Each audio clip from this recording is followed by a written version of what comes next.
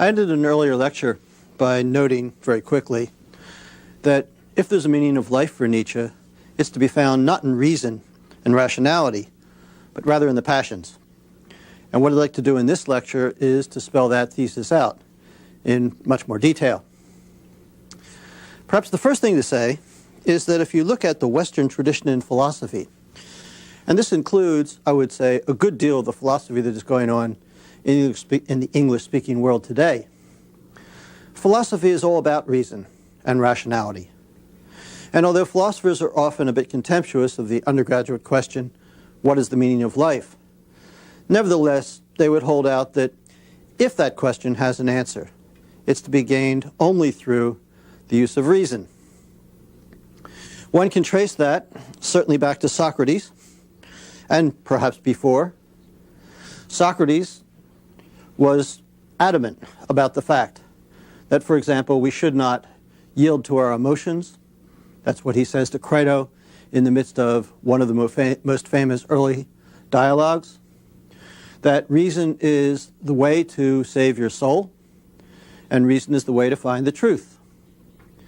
In medieval philosophy, reason was often equated with God himself.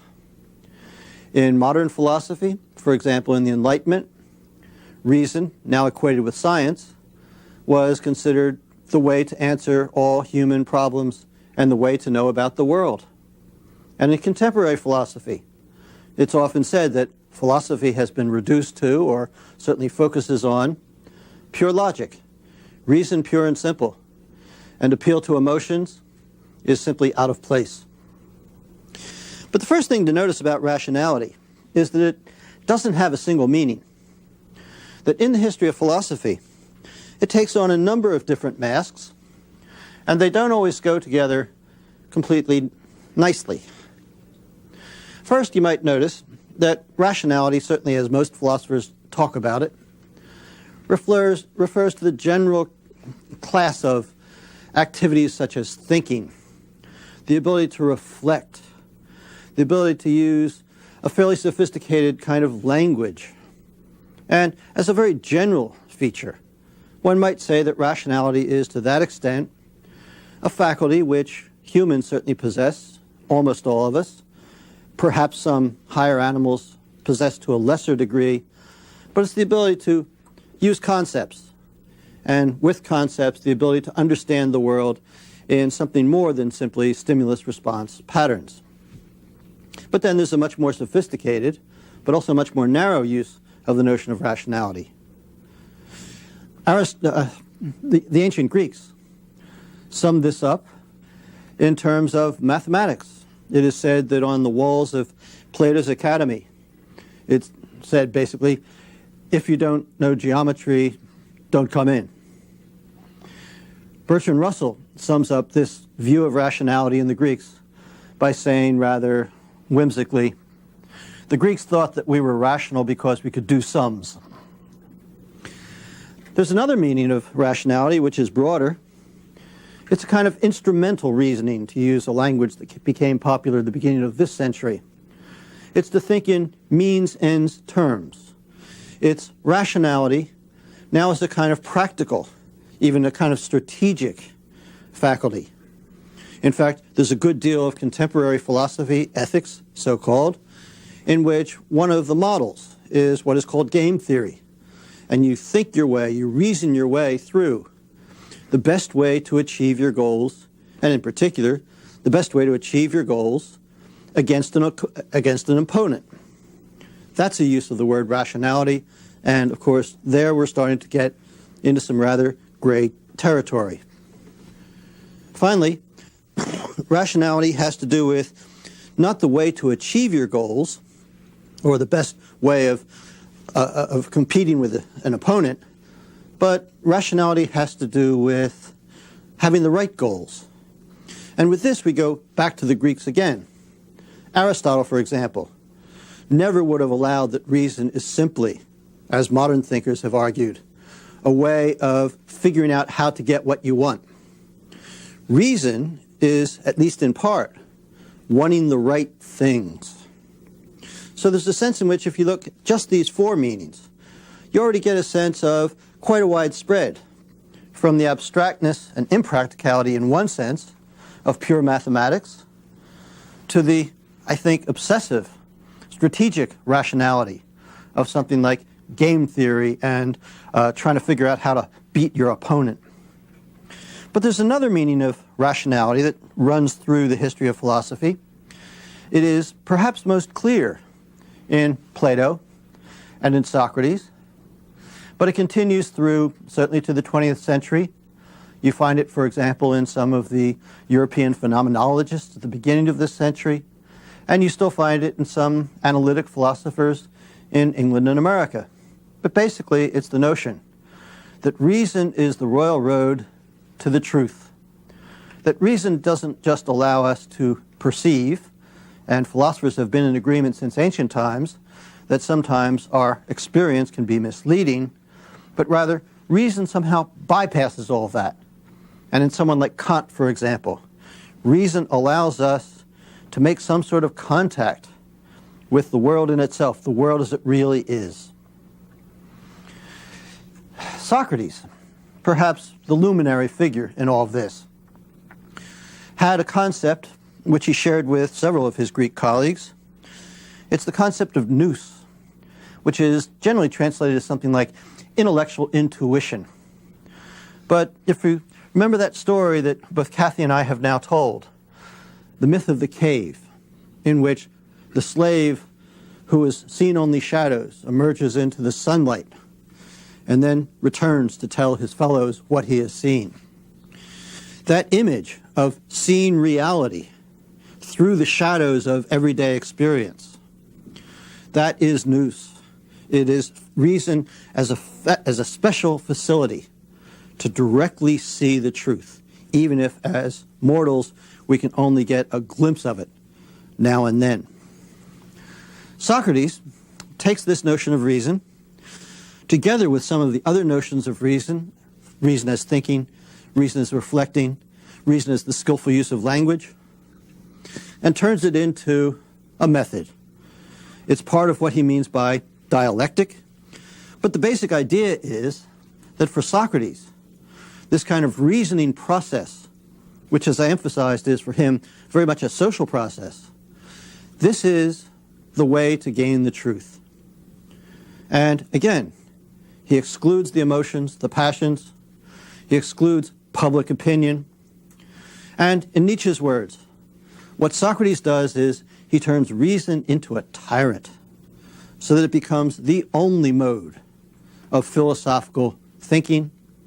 And of course, this is something which is picked up and carried through the 20th century. In the Enlightenment, which is roughly the 17th through 19th centuries, it spread through Europe from west to east. It was in England first, then it got to France, then it hit Germany fairly late and with a mixed reception. It finally reached Russia about the beginning of this century and resulted in a revolution there, as it had in France earlier. Of course, it reached America right from its inception in the 18th century. But the Enlightenment, as it's usually characterized, it is basically a kind of faith. And of course, some of its critics would say it really is a religious faith. But in any case, it's a faith. It's faith in reason. Reason as science will solve our problems. Reason as science will allow us to gain knowledge of the world. Reason as practical knowledge will allow us to design the right kinds of societies, to raise people the right way, to improve our educational institutions, or what some conservative critics today would call social engineering. That's very much an Enlightenment concept, and the basic idea is that it is proceeding by way of reason. This isn't to say that some of the Enlightenment philosophers didn't put a fairly heavy emphasis on what they called sentiment, in particular the sentiment of sympathy and the kind of sentiments that go into community feeling and living together.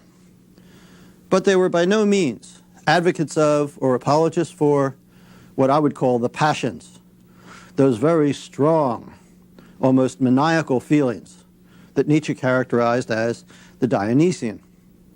So in a way, there's a sense in which the Enlightenment is very much opposed to Nietzsche, that the Apollonian, in its strict form, from Socrates through the Enlightenment, is really the contrast to the Dionysian. It also is opposed to a certain kind of faith. Now, there's an interesting argument that goes on here between, for example, those whom think of faith as a kind of passionate commitment, and most notably, I think, Søren Kierkegaard, the Danish existentialist and religious thinker, and those who actually take faith and even move it into the rationalist camp. For example, Kant defines a notion of faith in which faith isn't mere belief, much less believing what all the evidence says the other way, but the contrary. Faith is a mode of reason. Faith is a kind of postulate of our moral attitudes, and if you accept morality as a rational person must, then you must also accept, almost by sheer logic, the necessity of religious faith too. But what's very interesting there is that the Enlightenment, of which Kant is the primary German representative, the Enlightenment is so adamant about the exclusivity of reason that even religion has to be brought into the umbrella of reason and not left in the obscure, murky realm of emotion. One of the pretensions of reason, universal, and that's, of course, one of the things that Kant finds most important about it. Because when you reason not just for yourself. And when you reason, you are not simply reflecting the beliefs or even the language of your particular culture. When you reason, you are reasoning not only for all of humanity, but Kant expands it even further so that you reason for all rational creatures. And that, of course, would include God, as well as angels and any other rational beings that might exist in the universe apart from human beings. What follows from this is that God is a rational being, and that equation that comes out of the Middle Ages of God and reason starts to make perfectly good sense. God commands what he does.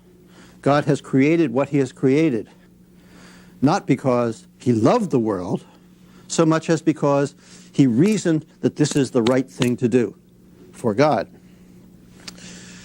The Enlightenment had a problematic reception in Germany because, although Kant was a very enthusiastic advocate, there's a sense, funny sense, in which Kant is more an English or a French philosopher than a German one. Because the predominant mode of thought in Germany was what we now call Romanticism. Now, Romanticism also has a very interesting history. Part of the interest is that it's almost coincidental with Enlightenment. And so it too begins in England and moves through France to Germany. But in Germany, it's the dominant mode of thought. Now, Romanticism, although the concept itself is very modern, can also be traced back to ancient times. One might say, for example, that the Dionysian cults were romantic in a sense, and certainly all of those authors, say St. Augustine, who put their emphasis on faith, and faith not in a necessarily rational sense, could also be considered proto-romantics. The dominant romantic of modern times, the one who in many ways set the entire movement in motion, was the Swiss-French philosopher Jean-Jacques Rousseau, who in particular emphasized the importance of the sentiments and the implication, at least, of the emotions, as opposed to pure reason. Along with him, interestingly enough, David Hume in Scotland and his best friend Adam Smith also defended the sentiments and minimized the importance of reason in our moral sensibilities. But in Germany, Romanticism took on a stark contrast with the Enlightenment. Hume, for example, or Rousseau, both would have considered themselves Enlightenment philosophers. But in Germany, the Enlightenment was generally considered vulgar, and it was associated with, at that time, the alien cultures of England and France. Hegel, for example, treats the Enlightenment very dismissively in his books, although one could argue that Hegel was very much the era of the Enlightenment as a student of Kant. Schopenhauer could very nicely be called a romantic philosopher, and he was certainly treated that way by a good many of the young poets and literary people in Germany, because he quite directly confronted the Enlightenment, the idea that reason will make life better for us, and rejected it. In brief, the idea is that the Romantics, as opposed to the Enlightenment thinkers, didn't put their faith in reason, but put it somewhere else. And that somewhere else, I think, can best be described as the passions. Now, in Schopenhauer, this is perhaps the most distinct, because in Schopenhauer, if I can translate what we've been talking about as the will and experiencing the will in us, and generalize that, what one might say is that what Schopenhauer says is what's real, or our contact with what's really real, are our passions. And sexual passion is one example of that, but there's a sense in which a great many of our passions are exemplary of what the world is really about. And what Nietzsche wants to say is that it's in your passions, not in what you think and calculate, not in what's necessarily rational. That's where you find yourself, that's where you find meaning, and in particular, that's where you find the meaning of the world.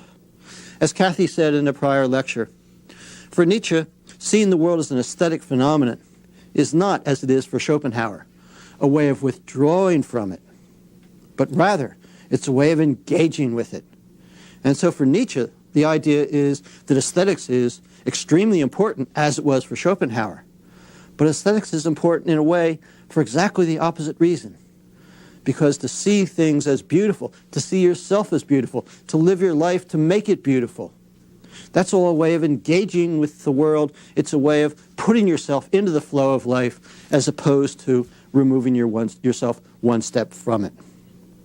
With that in mind, one has to understand that Nietzsche is doing something very shocking in the history of philosophy.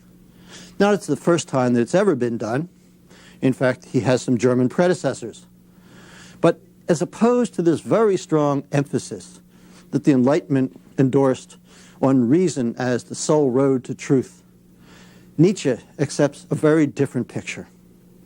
It's one that's hinted at by Kant at the beginning of one of his works, where he talks about God creating us like the animals, with instincts and so on. But he also gave us something more, which is what makes us distinctively human, and that is reason. But of course, then Kant goes on to talk only about reason. What Nietzsche does, by contrast, is he emphasizes the extent to which reason, in fact, is kind of superfluous. Kant says, if the purpose of life was to be happy, God would have put in us simple instinct. Because after all, most animals live fairly good lives, and they do it not by thinking their way through it, not by appreciating what life is all about, but just by following their instincts. And to tell you the truth, if people just followed their instincts, there would probably be fewer wars, fewer conflicts. We would get along much better because we would have much less sophisticated desires. The notion of private property, for example, would come into question. But of course, that's not the way we are.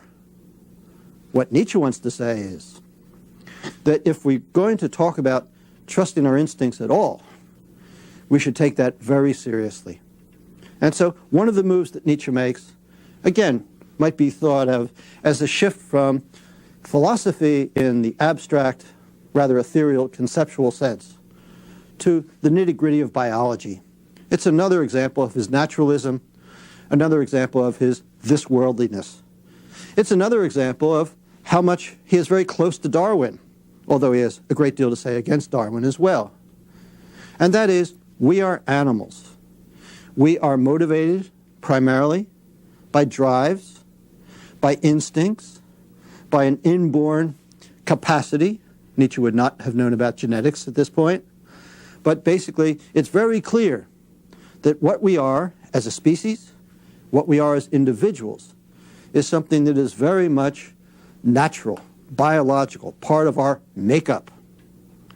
And so, instead of those philosophers who want to say the meaning of life is to be found in the higher reaches of reason. Nietzsche wants to say the meaning of life is to be found in life itself and in the instincts that we find in ourselves, not uniquely as human beings, but in conjunction with the rest of the animals. The idea that it's instinct and drive that moves us and gives us meaning is another one of those very important links to Sigmund Freud, who will be writing only a decade later. Freud, of course, talks about the unconscious, and in particular, he also uses a great deal of drive language. And the idea is that the things that really move us, the things that determine our lives, are not things that we are fully conscious of. And given the nature of many of those urges and desires, as Freud describes them, it's a good thing we're not conscious of them. And in fact, it's only when they lead us into serious trouble that it's a good thing to become fully conscious of them. There's always this sort of dual role of Freud's philosophy, if I can call it that. On the one hand, it's very important to become conscious of what's going on in the unconscious in order to control it, in order to move beyond it. At the same time, there's a sense in which we can't do that.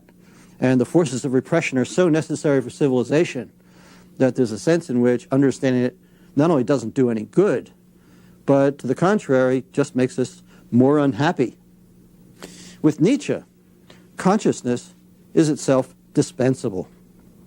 In one of the most striking passages in Gay Science, in fact, I think it's just about the longest single passage in the Gay Science, Nietzsche talks about consciousness and asks the question, one that Freud actually doesn't ask, where it comes from.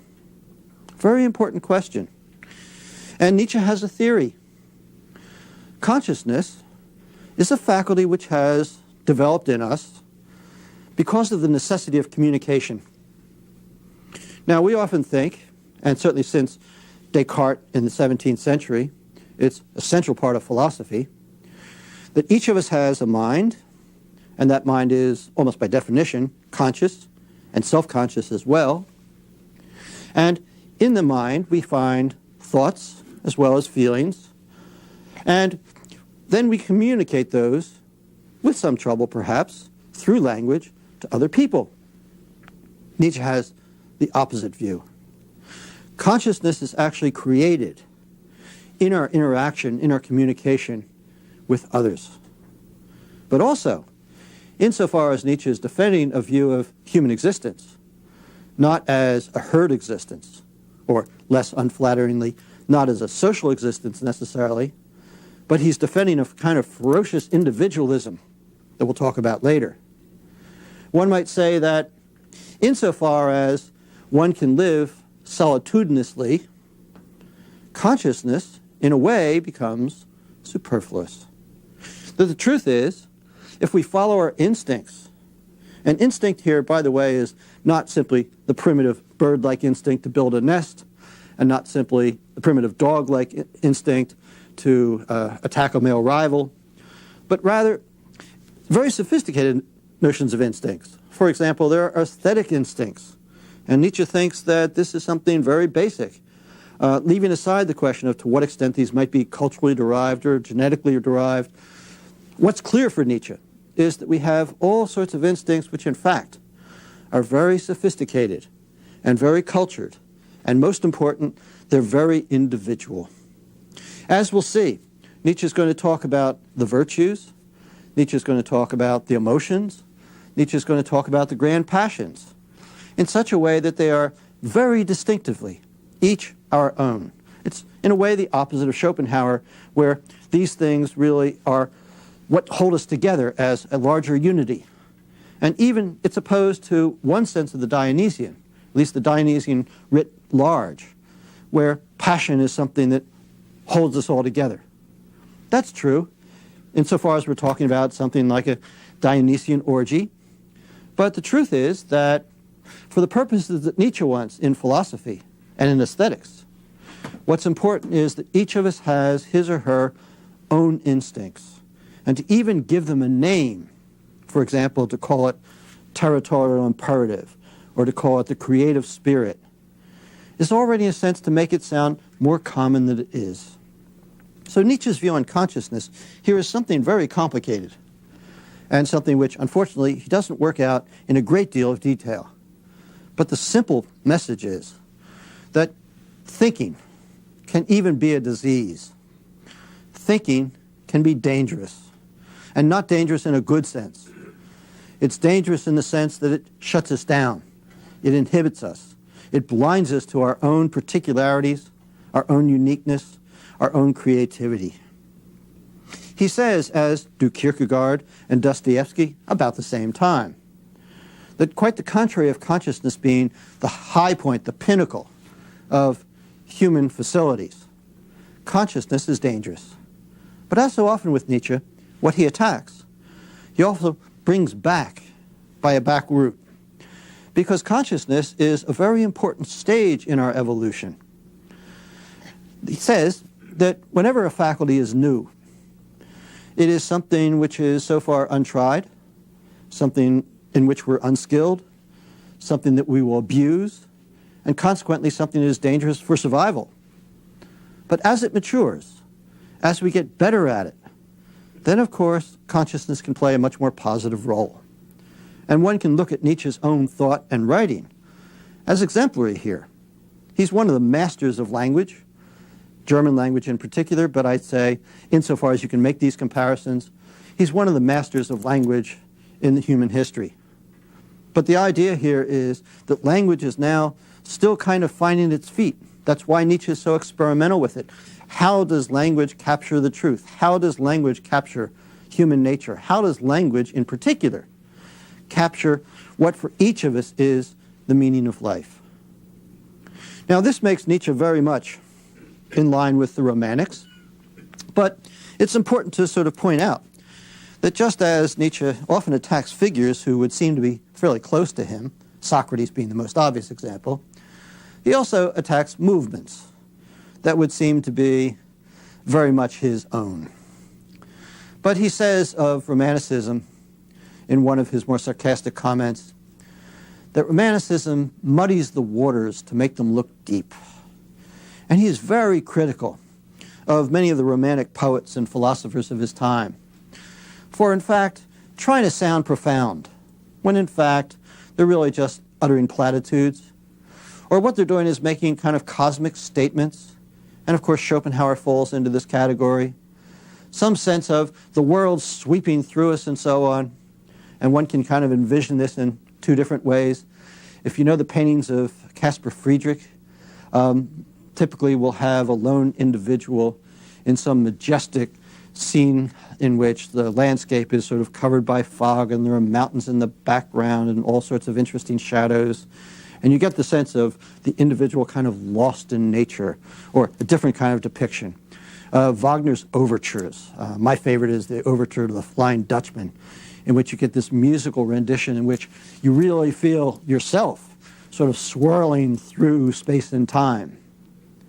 But ultimately Nietzsche wants to say, that's not the right view either. Romanticism, as Goethe had put it before him, Romanticism has a very strong tendency to be sickly. That in fact it's a kind of pretended passion. That instead of expressing the passions, the instincts, the drives that are really within us, and very powerful at that, what Romanticism does is manufactures them, makes them look as if they are grand passions when in fact they're really just poetic aspirations, or perhaps just the desire to sort of fit in with the new romantic crowd. In other words, the same kind of criticism he levels at Christianity, the same kind of criticism he levels at the moral majority, that basically this presents itself as something cosmic and essentially important, but in fact it's a kind of mask, it's a kind of act. Although I've been using the distinction between reason and passion, and talking as if reason and passion are opposed in the Enlightenment, in Romanticism, and so on, Nietzsche's view, I think, is in fact much more interesting and much more sophisticated. The truth is, these are not distinct at all. He writes in one place, as if every passion doesn't contain its quantum of reason. And elsewhere he suggests that reason is nothing but the confluence of the passions. So the picture here is that when we're talking about the human spirit, what we're really talking about is something that is intrinsically passionate and intrinsically rational. In other words, the combination of the Apollonian and the Dionysian.